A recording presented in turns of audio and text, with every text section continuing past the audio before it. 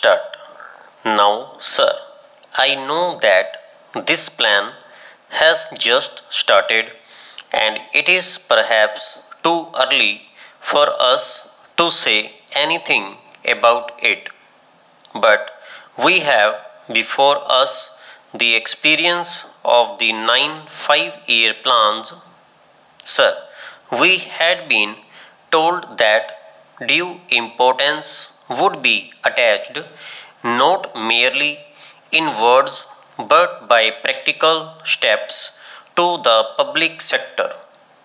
I think in this connection it was the duty of the Honourable Minister to have explained to this House as to the steps that had been taken with a view to bringing about the kind of reorientation in favor of the public sector which was promised in his numerous statements. But I find that that is completely missing from his speech, except that a pious wish has been expressed with regard to this particular sector of our industry.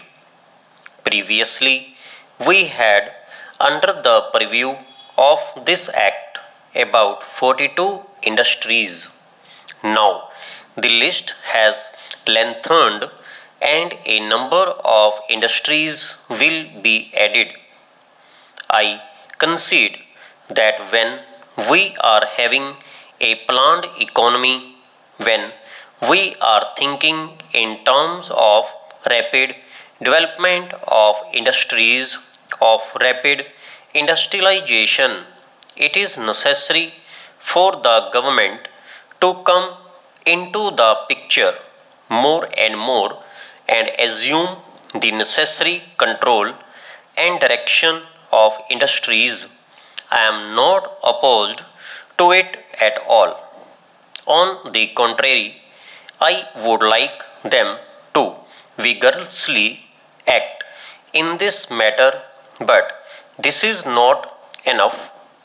We must examine as to whether the direction, regulation, or whatever you call it is on the right lines, how it has worked. We have got such general statements from the ministers that they do not throw much light for us laymen on the matter. I wish that when such measures are brought before the House, a kind of white paper or whatever you call it is circulated among the members. You do not expect that we laymen in this House would easily understand these things until and unless we have some opportunities of studying the relevant data and the material on the subject. We have been denied those opportunities and I regret that we have been so denied.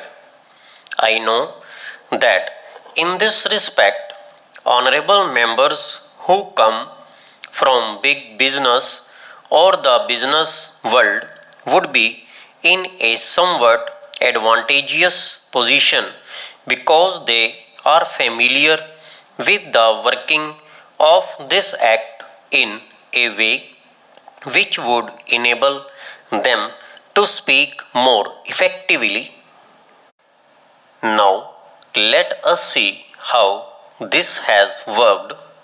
I know that when this measure was first brought before the House several years ago, there was much opposition to it which came not from the public but from certain business interests. They did not like any kind of government interference in industry. They believed in a kind of laissez-faire in this matter, and they thought that if the government came into the picture, their interests would suffer. Naturally, they were openly hostile to these kinds of powers for the government, but that was not the view of the country. I think that by and large public opinion was in favor of government controlling industries, not the type of control that we had at the time of the World War, but a type of control which sets before itself certain objectives, and as the objectives became clearer and clearer as the government pronounced itself more and more in favor of industrialization in the country, public opinion strongly veered round that particular point of view of the government in this matter, viz. That government should have control over our industries. But it is the control which has not lived up to its promises. I think that in some respects they have let the people down and the expectations of the people have been belied. Now take for instance the period between 2011 when the measure was first adopted and now. What does we see? We do not have compact figures for the entire period. We have got only certain figures with regard to this matter. I would refer only to the progress reports on the 11th 5-year plan. There you will see that the government had not taken any very effective steps for the development of the public sector. It is true that certain steel mills got going under the 11th 5-year plan, and more will be started under the 12th plan, but if you look at the picture, you will find that the public sector was considered to be a secondary matter. It was the private sector which got all the attention and assistance of the government.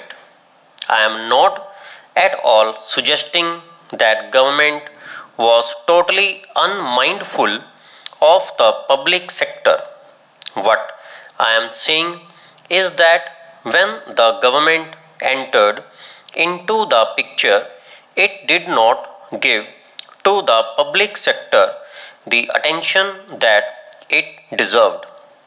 I think that the Honorable Minister owes us an explanation not only as to why such a thing happened, but also as to what steps he is going to take with a view to changing the pattern of such development.